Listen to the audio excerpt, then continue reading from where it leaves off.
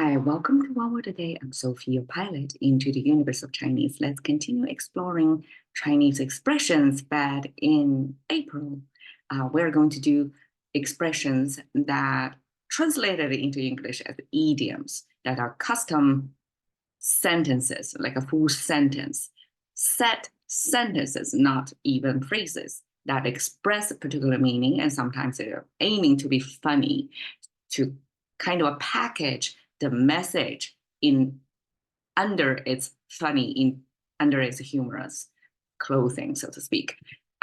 Okay, so the first one today we're going to talk about is 打肿脸充胖子. Okay, you see, it's 6 characters. It's no longer the set phrase that we're familiar with, the 4-character formation. 6 characters is more like a sentence long expressions. And this you can just throw out in your daily conversations. Everybody understand. 打肿脸充胖子.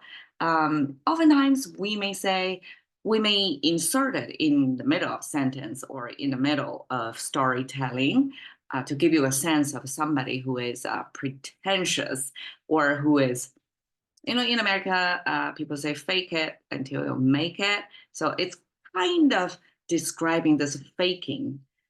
There's a faking to be a fat boy. I translate as a fat boy. I mean, it sounds so politically incorrect, right? So offensive in English context, but Chinese say it every day. That to fake that you are puffier than you really are. Like you don't you beat yourself up so that you can have a swollen face to pretend that you're fat. In English context, especially in today, when the diabetes and the obesity became kind of like a pandemic thing in America, like people trying to lose weight, like who like to have anything to do with being fat, right? It's even incorrect on social media these days to use this word on anybody. That in Chinese context, actually, we lived a long time through starvation, through food security was behind. I mean, right now it's behind us, but I mean, I can only say conditionally behind us for some regions, for the most part behind us. But in the past, when this phrase was created, probably that was a common understanding that you don't really have much fat reservation on your body. Being fat actually is kind of showing off you have wealth, you're well fat, you have good enough nutrition to show off your fat, right? So 充胖子, 胖子 is not exactly aesthetically ideal, but definitely socioeconomically, that's the status marker. If you're being fat, that means you're in good social status, that you actually have access to food, and that only is the way to fake it. It's pretty abusive. It sounds not politically correct. So in English context now, it sounds like unfathomable that Chinese would use such an expression. And if you notice, I take away individual character because that's too much. In this month, I'm going to introduce a lot of such idioms that came in the format of the almost like a full sentence long expressions. And so I'm not going to go into individual characters anymore. But still, let's take each character and see how they form a sentence and make meaning. So, okay, 打肿脸, beat swollen face. This is Chinese way to describe the action that you beat, you kind of strike on your face or beat on your face so that it gets swollen. So we have the swollen before face. Swollen as a describer of the result of the face or the result of the action of beat. is embedded in the middle of beat face, right? So this Chinese expression, probably 打肿脸 is beat your face to make it swollen. That's the logical, like English logical, understandable way. But Chinese just say 打肿脸. I mean, it gives you the result up front, like you beat your face swollen, the swollen come up in the front. And then you, because, okay, besides 脸, you can 打肿 any other body parts. Basically, you beat up somewhere. And then this 打肿, this 肿 is a result of beat. So they hang out together right after. So when you beat, you get the result of swollen, and then you're shown which body part is this, victim of this beating. And I want to point out, if you notice here and here, they share similar, and actually here, they share similar component. This, it looks like a moon in contemporary Chinese, but in ancient Chinese, it's kind of like omega sign with two stripes. It's a mimicking of hana, dry meat in air, because that's ancient meat preservation, no refrigerators, right? So a piece of meat cut, and then it was hung in there, and a lot of times it comes in that shape. It's that shape then got abstracted into that. So we are using meat in making other characters that's related to your body parts.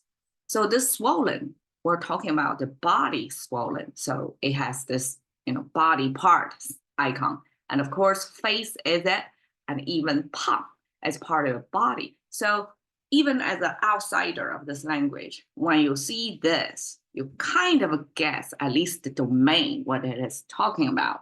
You may not necessarily know the details, like it's talking about the face, about it being fat or swollen, but at least you get this part.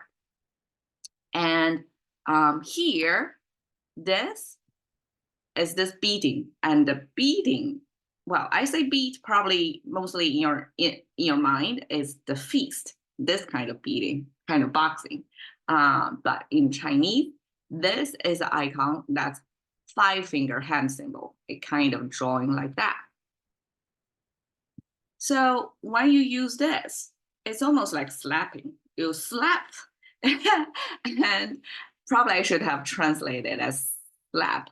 But in contemporary Chinese, when we say da, we don't really have a clear, unlike English classify actions probably to a more detailed degree, have a higher granularity.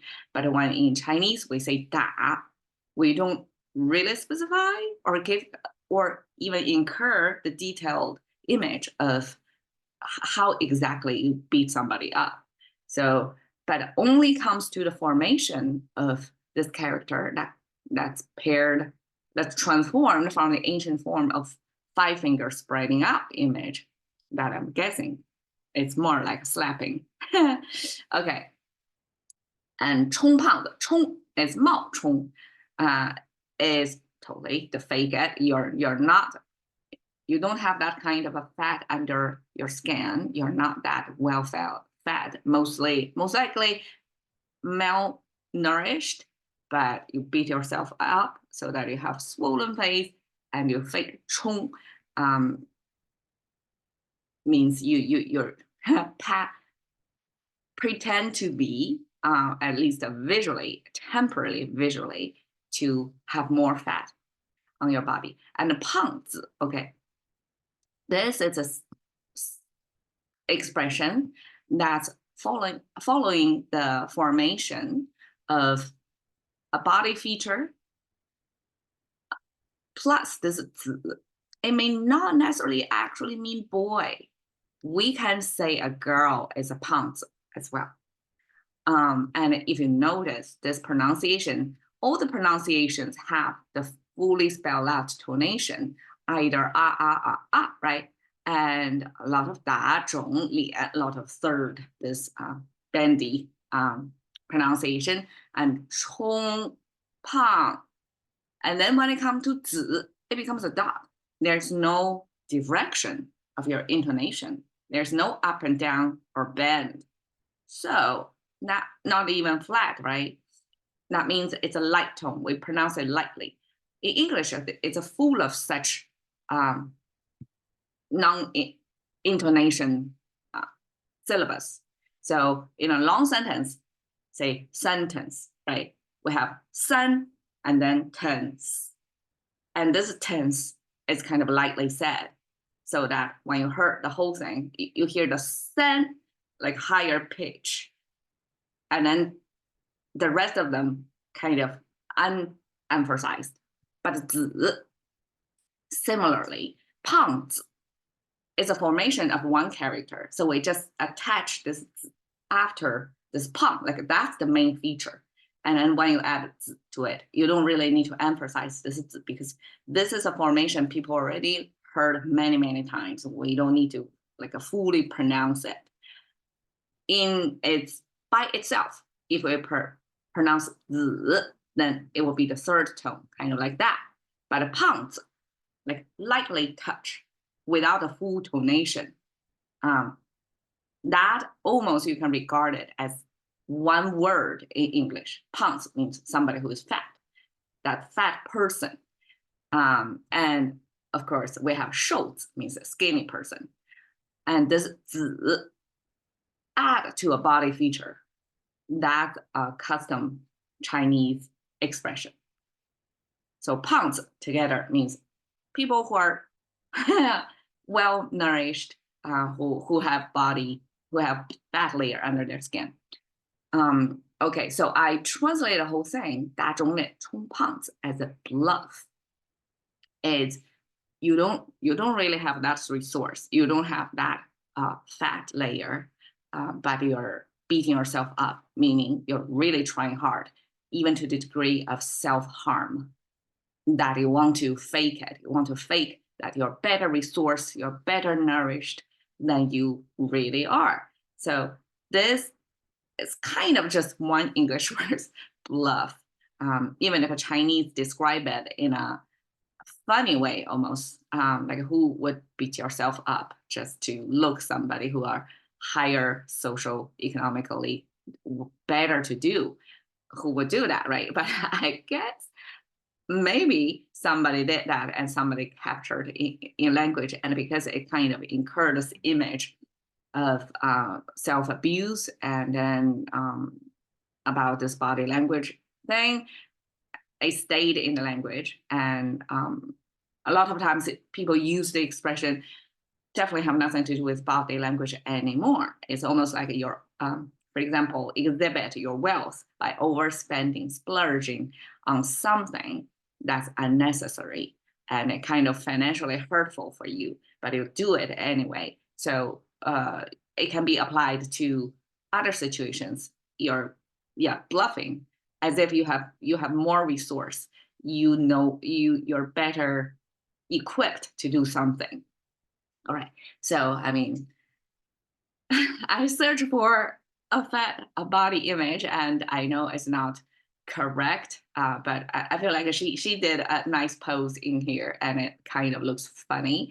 And I just want to show you this 大众脸, this effect of trying to have a swollen face so that you can look fatter than you really are. And she has a beautiful face. And I know this kind of a transcultural, trans-time temporal expression, I hope it can lend it somewhat with the English audience, that is not that offensive. But truth behold is like even today, Chinese communicators, when they're commenting on each other, there's no reservation to comment on each other's like body shaming. That's a norm over there. So when it's such a norm, like people don't take it as an offense anymore because it's part of the culture. People just throw that out. Commented if you're fat, like you're gaining weight, it's every day. So please don't feel so offended. That's part of the culture. All right. Thank you for your time. See you another day.